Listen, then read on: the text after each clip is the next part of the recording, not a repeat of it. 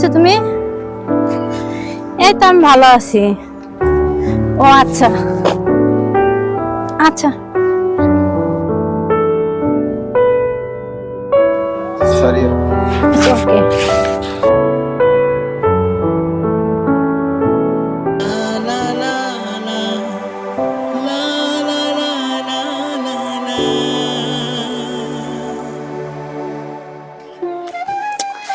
কালকে দেখার পর থেকে ছেলেটাকে ওর কথা ভুলতেই পারতেছি না। কি যে হলো। আচ্ছা, ওকে আমাকে পছন্দ করে মনে হয়।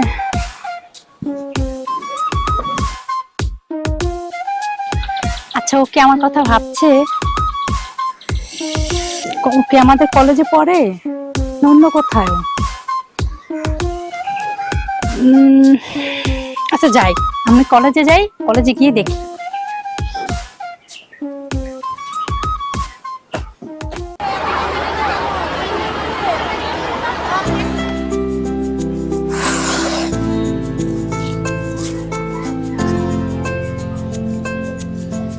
এখনো আসে না, একটু সকালে চলে আসলাম।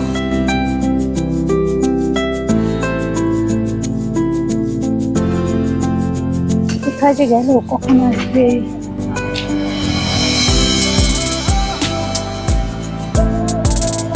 হ্যাঁ, হাই। কেমন আছেন? ভালো আছেন আপনি? জি, আমি জুই। আমি রকি। আচ্ছা, কিছু মনে না করলে বসে কথা বলি আমরা একটু? হ্যাঁ শিওর। ওকে, বসেন।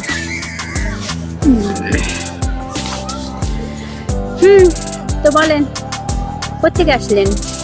ওই তো কলেজ সামনে, কলেজ থেকে আসলাম। ও, আপনি কি এই কলেজেই পড়েন? জি, এই কলেজে পড়ি। আপনি? হ্যাঁ, আমিও এই কলেজেই পড়ি। তো একটা কথা বলবো? হ্যাঁ বলেন, সমস্যা নেই। জি বলেন। আপনি কি ম্যারেড? না। গার্লফ্রেন্ড আছে? না। সত্যি তো? হ্যাঁ সত্যি। আমি একটা কথা বলবো? জি বলেন। মনে কিছু নেবেন না তো? না না বলেন। জানি না, তারপরে বললাম। কারণ আপনি তো পুরুষ মানুষ, মেয়েদের মন দেখলেই বুঝতে পারেন সে কি বলতে চায়। সমস্যা নেই, বলেন আপনি। আপনাকে আমার খুব ভালো লাগে। আমারও তো। তাই? হ্যাঁ সত্যি অনেক ভালো বলছেন? লাগছে, হ্যাঁ। আচ্ছা, এখানে থাকেন কোথায়? আমি এখানে আড্ডার মোড়ে থাকি, আত্মানগর আড্ডার মোড়ে।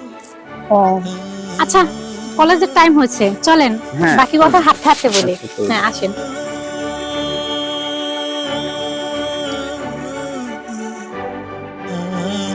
হ্যাঁ হ্যাঁ হ্যাঁ বুঝতেছি। তাহলে তুই কি আজকাল রাত্রে ফ্লাইটে আসতে চলতেছে? ও আচ্ছা আচ্ছা, সে তো ভালো কথা, সে তো ভালো কথা। আচ্ছা ঠিক আছে, আচ্ছা রাখো, আচ্ছা আচ্ছা। কি মা শুনছ? আজকাল রাত্রে ফ্লাইটে না তোর ভাই আসতেছি বিদেশ থেকে। হ্যাঁ অবশ্যই বিয়ে করবো, কেন বিয়ে করবো না? তাকে বিয়ার জন্য আনতেছি দেশে। মাত্র 3 মাসের ছুটি। এই 3 মাসের ভিতরে আমার যত দ্রুত সম্ভব তোমার ভাইকে বিয়ে দিয়ে দিব ইনশাআল্লাহ। কই গো জামাই আম্মু, শুনছো?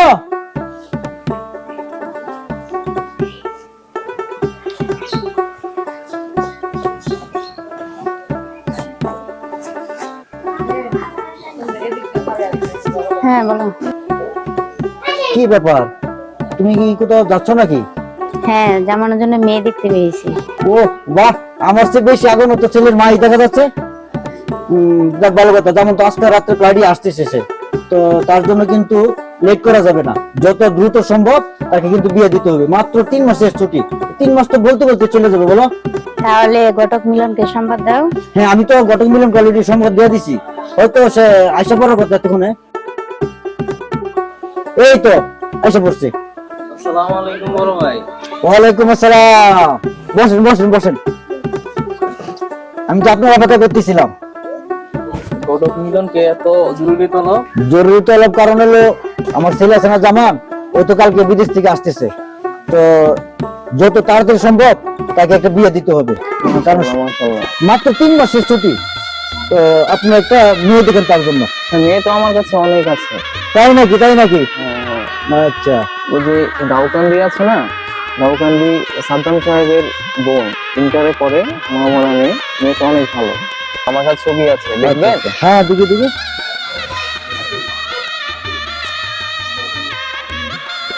হ্যাঁ, মাশাআল্লাহ মেয়ে তো খুব সুন্দর। দেখো পছন্দ কিনা। মাশাআল্লাহ, মেয়ে আমার অনেক পছন্দ হয়েছে। না, আমার পছন্দ হয়েছে। তাহলে এক কাজ করেন, আপনি কালকে একটা খবর পাঠাইবেন যে ছেলে ভক্ত আসতেছে দেখার জন্য। আমরা কালকে মেয়ে দেখতে যাবো ইনশাআল্লাহ। আলহামদুলিল্লাহ। আচ্ছা তাহলে আসি আজকে। হ্যাঁ, আচ্ছা ঠিক আছে, আসসালামু আলাইকুম। ওকে, ওয়ালাইকুম সালাম।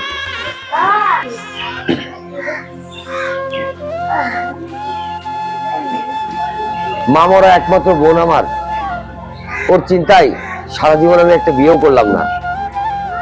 কি যে করি, আজকাল বাজারে ভালো ছেলে পাওয়া মুশকিল। আল্লাহ তাআলা যদি ওর একটু মানে একটা ভালো সম্বন্ধ পাঠাতো, তাহলে হয়তো মুক্তি পেতাম।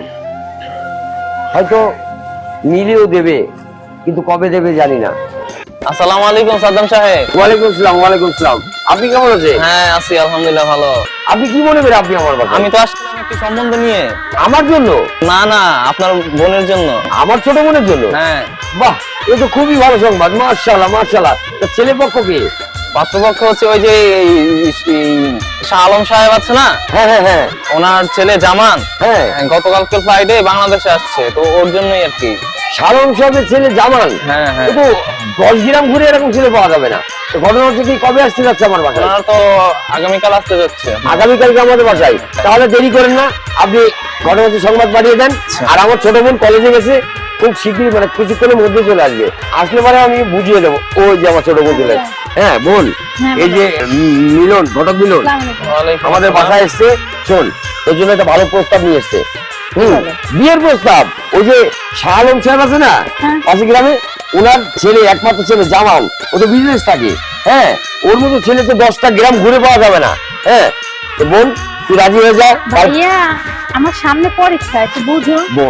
বোন আমার একমাত্র বোন, দেখ তোর জন্য আমি সারা জীবন আমার সুখ শান্তি সমস্ত কিছু বিসর্জন দিয়েছি। আর একটু বিসর্জন দাও ভাইয়া, সামনে আমার পরীক্ষা। বোন, একটু বোঝো। তোর হাত দুটো ধরি বোন, তুই রাজি হয়ে যা বোন। কালকে তোমার যা ইচ্ছে তাই করো। ওকে যে বললাম না, আমার বোন রাজি হবে। বোন শোন, আমি ওই মিলন সাহেবকে নিয়ে আমি নাস্তা খেতে যাচ্ছি। হ্যাঁ, ওনাকে একটু নাস্তা খাওয়াই, আর তুই কালকের জন্য একটু রেডি হয়ে যাস। হ্যাঁ, আচ্ছা চলেন মিলন সাহেব। আচ্ছা যাও, তাড়াতাড়ি এসে কিন্তু ভাইয়া। আচ্ছা ওকে।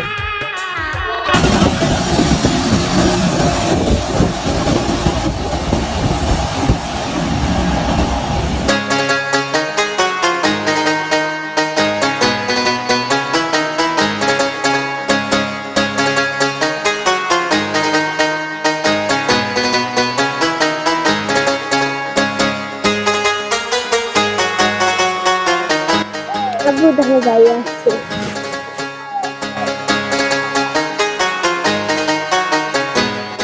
আপনি ভালো আছো? হ্যাঁ বাবা, ভালো আছে? আপনি ভালো আছেন?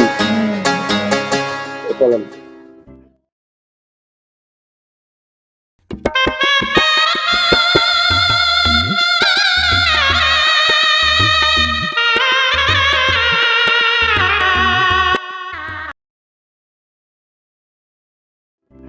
ছেলে বিদেশ থেকে আসলো, ছেলের বিয়ে করালাম, টেনশন মুক্ত হলাম। এখন যদি আমার মেয়েটাকে বিয়ে দিতে পারি, তাহলে আল্লাহ আমারে সবকিছুতে টেনশন মুক্ত রাখবে ইনশাআল্লাহ। হ্যাঁ ঠিকই। আসো আব্বু আম্মু, আমরা একটু ঘুরে আসছি। আচ্ছা ঠিক আছে বাবা, সাবধানে যাস। হ্যাঁ, আসো। চলো।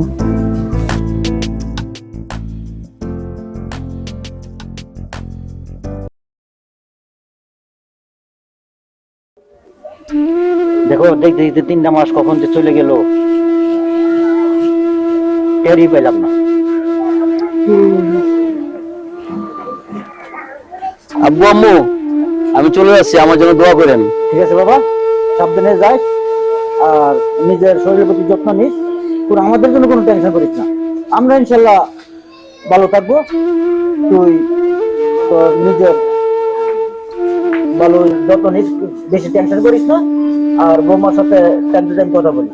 আর জুই শোনো, আব্বু আব্বুর প্রতি খেয়াল রাখো, ঠিক আছে? তারা যা বলে তা শুনলো, কোন সময় বেদবি করো না। আসে, আসসালামু আলাইকুম। ঠিক আছে বাবা, সাবধানে যাস। হ্যাঁ, আচ্ছা, ভালো থাকেন। যত্ন নিস। আচ্ছা।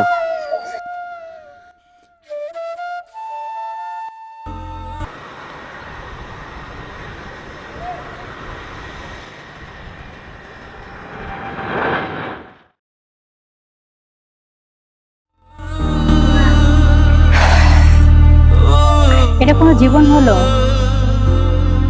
একটা বছর আমার অপেক্ষা করা সম্ভব না। আজ বাবা মা আসুক, এর বিহিত করে ছাড়বো।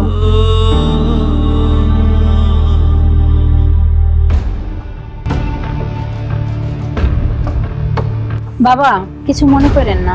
না না, কিছু মনে করা নেই, বলো। মানে বলছিলাম কি, একটা বছর আপনার ছেলের জন্য অপেক্ষা করা আমার পক্ষে সম্ভব না। তাছাড়া আমি একটা ছেলেকে ভালোবাসি, যার কাছে আমি চলে যাচ্ছি। আপনারা আমাকে ক্ষমা করবেন। ঠিক আছে বৌমা, তুমি যখন ডিসিশন নিয়ে নিয়েছো, তুমি একটা ছেলেকে ভালোবাসো, তার কাছে চলে যাচ্ছ, তবে যেখানেই যাও ভালো থেকো। আসলে আমি তোমাকে বৌমার চোখে কখনো দেখিনি, আমি তোমাকে আমার নিজের মেয়ের মতোই দেখছি। তুমি যেখানেই থাকো, যেভাবেই থাকো, ভালো থেকো। তুমি আসতে পারো। ঠিক আছে বাবা, আমাকে ক্ষমা করবেন। সরি। আমার ছেলে জীবনটা নষ্ট করে দিলে জামালে বাবা, তুমি কিছুই বললে না। হায়রে কপাল। বৌমা কি বললো তুমি শোনো নি? জোর করে কখনো সংসার হয় না। যাক, মেয়েটা যদি সুখে থাকে তাহলে যাক, তার মাঝে আমার কিছু বলার নাই।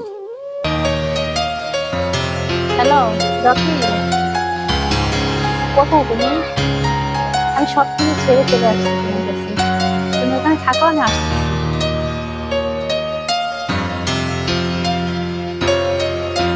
রকি, আচ্ছা, তুমি হ্যাঁ, আমি একবারে সবকিছু ছেড়ে তোমার কাছে চলে আসছি। সত্যি? সত্যি। চলো।